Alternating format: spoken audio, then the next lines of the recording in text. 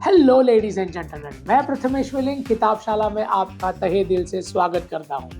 किताबशाला एक ऐसी सीरीज है जिसे हमने खास आप जैसे टैलेंटेड और एम्बिशियस लोगों के लिए बनाई है। अगर आपको भी किताबें पढ़ना मुश्किल लगता है या आप किताबों की साइज देखकर डर जाते हो या फिर बोर हो जाते हो, तो बिल्कुल भी निश्चिंत रहिए, आप एकदम सही जगह पर आए हो। किताबशाला सीरीज आपके इन्हीं समस्याओं का पूरा समाधान है। ये है किताबशाला का फाइनेंस एडिशन, जिसमें हम अवेयर होंगे फाइनेंस के रोचक दुनिया के बारे में। Money, finance, stocks, investment, bonds, fixed income etcetera, ये सभी वर्ड्स के अगर आपको कॉम्प्लेक्स लगते हो तो आप ये सीरीज जरूर देखिए और मिस मत कीजिएगा। अगर आपको इस एरिया में थोड़ा सा नॉलेज है तो भी ये सीरीज आपके नॉलेज में जरूर वैल्यू ऐड करेगी। So everyone, be all yours. आज के एपिसोड में हम बात करेंगे किताब मनी मास्टर द गेम के बारे में और जानेंगे 7 core life lessons under 7 minute. यानी कि आपको ये एपिसोड सुनने के बाद इस किताब का पूरा सारांश मिल जाएगा। चलिए फिर प्रारंभ करते हैं आज का एपिसोड। अच्छा, लेकिन उसके पहले आप हमारे चैनल को सब्सक्राइब कीजिए और बेल आइकन प्रेस करना ना भूलें, ताकि हमारे वीडियोस की अपडेट आप तक लगातार पहुंच सके। एक्साइटेड? तो चलिए शुरू करते हैं। टोनी रॉबिन्स की लिखी गई किताब मनी मास्टर द गेम एक ऐसी अद्भुत बुक है जो आपके पर्सनल फाइनेंशियल मैनेजमेंट को और आपकी संपत्ति को एग्जामिन करती है। पैसों के बारे में लेखक बड़े ही प्रेरणादायक तरीके से बात करते हैं और हमें सलाह देते हैं कि कैसे अच्छा फाइनेंशियल स्थिति पहुंची जा सकती है। जिन लोगों को अपने फाइनेंशियल फ्यूचर को सिक्योर करना हो और उसकी भागदौड़ अपने हाथ में लेनी हो, उन सभी के लिए लेखक एक स्टेप बाय स्टेप प्लान बताते हैं और ये भी बताते हैं कि कैसे अपनी फाइनेंशियल सिस्टम की परेशानियों से उभरा जा सके। ऑथर टोनी इस बात पर रोशनी डालते हैं कि सही मानसिकता वाले व्यक्ति अपनी सिचुएशंस को सही ढंग से संभाल सकते हैं। वो कई बड़े बड़े नामी इन्वेस्टर्स और फाइनेंशियल गुरु के साथ बैठकर बातचीत करते हैं, जैसे वो उनके अब तक के अनुभव से कुछ सीख पाए और इस किताब के जरिए हमें सिखा पाए। ये किताब कई अलग अलग विषयों के बारे में बात करती है, जैसे इन्वेस्टमेंट्स, रिटायरमेंट की प्लानिंग, पैसों को लेकर आदमी का मनोबल, ये सब कुछ, और जोखिम कैसे ली जाए, इन सब के बारे में। ठीक है, तो ये था इस किताब का ओवरव्यू। अब हम बढ़ेंगे आगे इस किताब के 7 इंस्पायरिंग लेसन्स के और जानेंगे उसको डिटेल में। लेसन नंबर 1, पैसा न्यूट्रल है, यानी कि मनी इज न्यूट्रल। ये विचार कि मनी न्यूट्रल है, ये टोनी रॉबिन्स की किताब का अर्धशील है। रॉबिन्स के हिसाब से पैसा ना तो अच्छा है ना तो बुरा, वो बस एक टूल है जिसका आप उपयोग करके अलग अलग काम किए जा सकते हैं। जिसके हाथ में पैसा है वो कैसे उसका यूज करता है और उसकी मानसिकता पैसों को लेकर क्या है, वो डिटरमाइन करती है उसका उपयोग कैसे किया गया। लेखक टोनी रॉबिन्स इस बात पर जोर देते हैं कि कैसे पैसा एक व्यक्ति के जीवन की दशा को सुधार सकता है और फाइनेंशियल इंडिपेंडेंस का स्वाद चख सकता है। अपनों के लिए आपको सहारा बन सकते हैं, वो समाज, वो चैरिटी के जरिए आप सकारात्मक प्रभावशील एक जीवन जी सकते हैं। लेकिन दूसरी ओर अगर इसका उपयोग गलत उद्देश्य से किया जाए तो ये समाज पर बुरा असर डाल सकती है और आपके जीवन को भी हानि पहुंचा सकती है। तो पैसा सिर्फ हाथ का मेल है। अब ये आप अपने जीवन सुधारते हैं या बिगाड़ते हैं, ये आपके हाथ में है। पैसा आपका लालच बढ़ाएगा या फिर आपकी ईमानदारी और दया का भाव, ये तो वक्त ही बताएगा। लेसन नंबर 2, अपनी फाइनेंशियल परिस्थिति को लेकर निष्ठावान रहिए। Be honest about your financial situations. अपनी फाइनेंशियल कंडीशंस को लेकर कुछ ज़्यादा ही ओवर कॉन्फिडेंस में रहना या फिर कुछ ज़्यादा ही नकारात्मक रहना, दोनों ही चीज़ें गलत है। ज़रूरी है कि आप ईमानदार रहे कोई भी एडजस्टमेंट करने से पहले खुद को ये सवाल कीजिए कि आप वर्तमान में कहाँ खड़े हैं, आपके पास क्या है और क्या नहीं है। एक अच्छी और बेटर फाइनेंशियल कंडीशन और आगे बढ़ने का सबसे पहला कदम यही है कि आप अपने आज के फाइनेंशियल कंडीशंस को समझें। कई लोगों को आदत होती है कि अपने फाइनेंशियल समस्याओं को छुपाने की और ये जताने की कि हमारे पास सब कुछ है, हम एकदम सेटिस्फाइड इंडिविजुअल है। और ये झूठ आप दूसरों को कितनी बार बोल चुके होते हैं कि धीरे धीरे ये आपको भी सच लगने लगता है और आप सही दिशा में कदम उठाते हैं। तो खुद से झूठ बोलकर आपको क्या मिलेगा?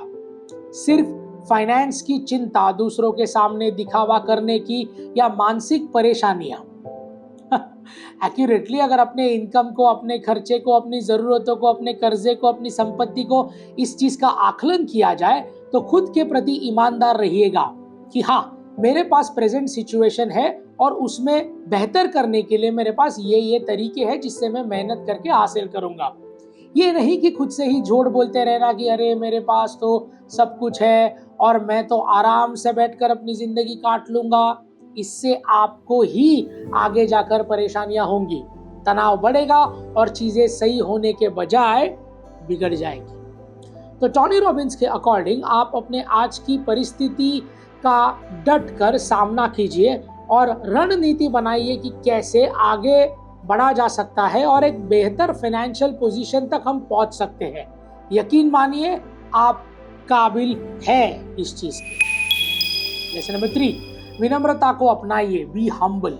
अपने धन को, अपने पैसों को संभाल के समय या फिर कोई भी फाइनेंशियल निर्णय लेने के समय जरूरी है कि आप विनम्रता रखिए। कोई फर्क नहीं पड़ता कि आप डिग्री क्या है या आपके पास, आप कॉलेज गए थे या नहीं भी गए थे या आप अनपढ़ है या जो भी है, विनम्र रहेंगे मतलब सिर्फ इतना ही है कि आप रियलाइज करेंगे कि आप परफेक्ट नहीं है बल्कि सीखना चाहते हैं और कुछ न कुछ जगह पे आपको सीख रहे हैं। तो जो आपसे आगे है उनसे घबराने या जलना महसूस करने के बजाय उनसे सलाह लीजिए और नए नजरिए के लिए और खुल के दिमाग से नए आइडियाज को अपने लिए हमेशा ओपन रखिए। ह्यूमिलिटी ओवर कॉन्फिडेंस के लिए भी एक चेतावनी है जो आपके गलत जगह निवेश करने और पुख्ता निर्णय लेने से रोक सकती है। तो अपने फाइनेंशियल रास्ते पर जिज्ञासा, सीखने की इच्छा और विश्वास, विनम्रता साथ साथ बनाए रखिए और उसे बढ़ाते रहिए। क्वेश्चन नंबर 4, खेलने के पहले खेल के नियम को अच्छे से समझ लें। Learn the rules of the game before you start playing the game.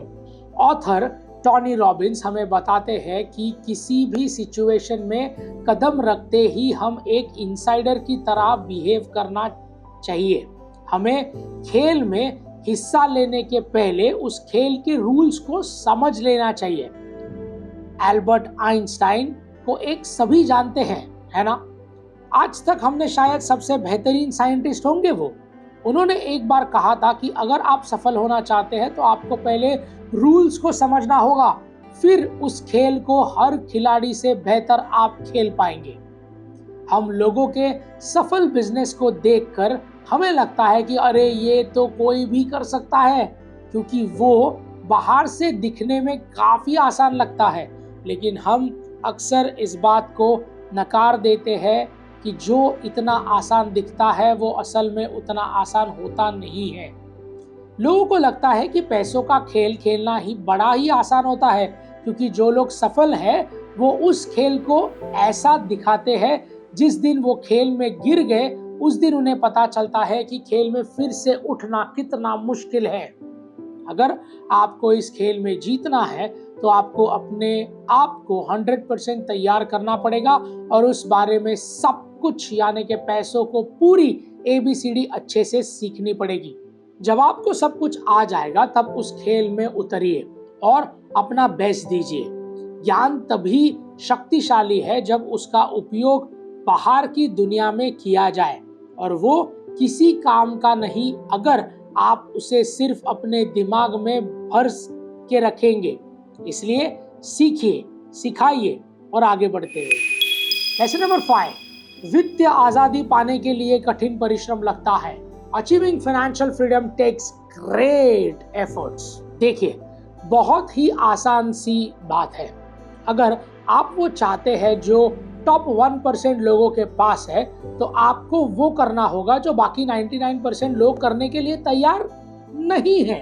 Financial freedom पाना एक मेहनत का काम है, जिसके लिए अथक प्रयास की आवश्यकता होती है। एक क्लियर गोल होना, एक सिस्टमैटिक प्लान होना और सब कुछ एक तरीके से ऑपरेट होना जरूरी है। इस प्रक्रिया को अनुशासित निवेश करना और बचाना दोनों ही जरूरतमंद है, और इसे फाइनेंशियल इंडिपेंडेंस का कोई शॉर्टकट नहीं होता। और इकोनॉमिक चैलेंजेस के समय जब आपकी आर्थिक स्थिति मजबूत ना हो, तब हार ना मानना और मैदान से ना भागना, ये दोनों ही बहुत ज्यादा जरूरी है। एक फाइनेंशियल प्लान होना महत्वपूर्ण है, और साथ में ही बदलते समय उसके साथ बदलना बहुत जरूरी है। तो फाइनेंशियल फ्रीडम का रास्ता साफ है, जो होकर निकलता है फाइनेंशियल लिटरेसी से, लगन से और मेहनत से, ये बदलने की इच्छा से, और ये उनको मिलता है जो आपकी मेहनत और समस्या को निवेश करने के लिए तत्पर हो। लेसन नंबर 6, जो कहानी हम खुद को बताते हैं वो मैटर करती है। The stories that you tell yourselves matters a lot.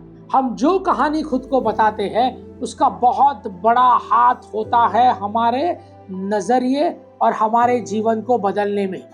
ये बातें या तो हमको आगे बढ़ा सकती है या फिर पीछे खींच सकती है। खुद से कही गई सकारात्मक बातें और खुद को किए गए सकारात्मक वादे हमारे आत्मविश्वास को और सेल्फ एस्टीम को बढ़ाते हैं, जिससे हम चुनौतियों का सामना और लक्ष्य का पीछा पूरी दृढ़ता के साथ कर सकते हैं। दूसरे और खुद से की गई नकारात्मक बातें हमारे सेल्फ डाउट को बढ़ा सकती है, जिससे हमारे पर्सनल ग्रोथ रुक सकती है। मैं नंबर्स में नहीं समझ पाता, लेकिन मैं कभी अमीर नहीं बन पाऊंगा। मुझे कैसे पैसे कमाने हैं ये समझ ही नहीं आता। ये सब बातें आपको आगे बढ़ने से और सफलता पाने से रोकती है। हम जो खुद से कहते हैं वही हमारी मानसिकता हो जाती है। जैसे सफलता या असफलता की तरफ हमारा एटीट्यूड बदल जाता है। इससे हम ये भी जो निर्णय लेते हैं वो जोखिम ले पाएंगे या नहीं, ये कंफर्ट में है या नहीं, ये उससे तय होता है। तो खुद से हमेशा सकारात्मक बातें करिए, खुद को हमेशा सकारात्मक कहानियां सुनाइए, क्योंकि सकारात्मक वास्तव में चमत्कार ला सकता है। लेसन नंबर 7, अपना योगदान दे, कंट्रीब्यूट ग्रेटली। अगर आप कुछ बड़ा करना चाहते हैं या फिर वेल्दी बनना चाहते हैं, तो ज़रूरत है आप एक ऐसे प्रोडक्ट बनाए जिसकी सर्विस दूसरों को मदद कर सके। ये सिर्फ अपने कितने घंटे काम किया है उसके बारे में नहीं है, बल्कि क्या काम किया है उसके बारे में है। कंट्रीब्यूट ग्रेटली आपको जीवन के हर पहलू में अपना योगदान देने के लिए प्रेरित करती है। आप अपना योगदान सिर्फ पैसों के लिए नहीं या जरूरी नहीं है, बल्कि आप किसी चैरिटी का हिस्सा बनाकर वो करते हैं, लोगों की तकलीफों को दूर करते हैं, कुछ ऐसे इनोवेशंस करते हैं जिससे लोगों का जीवन सुधर सके या फिर लीडरशिप रोल के जरिए वो आगे बढ़ सके।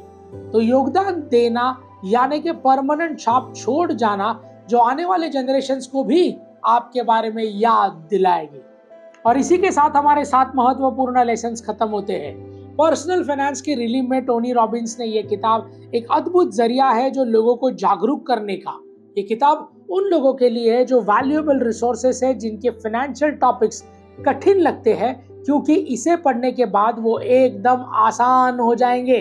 सो लेडीज एंड जेंटलमैन, इस किताब को एक ज्ञान का खजाना समझना बिल्कुल सही है, लेकिन आपके दिमाग को सिर्फ इंफॉर्मेशन से भर देना हमारा मकसद बिल्कुल भी नहीं, बल्कि हम तो एक माध्यम है, एक मीडियम है, कैटालिस्ट है, जो किताबशाला के जरिए दुनिया का सर्वश्रेष्ठ ज्ञान आप तक सिंपल भाषा में पहुंचाने की कोशिश कर रहे हैं। तो इस ज्ञान को सिर्फ ज्ञान ना रहने दे, इसे अपने रोजमर्रा के जीवन में इस्तेमाल कीजिए और अपनी जिंदगी को एक नई ऊंचाइयों तक ले जाइए।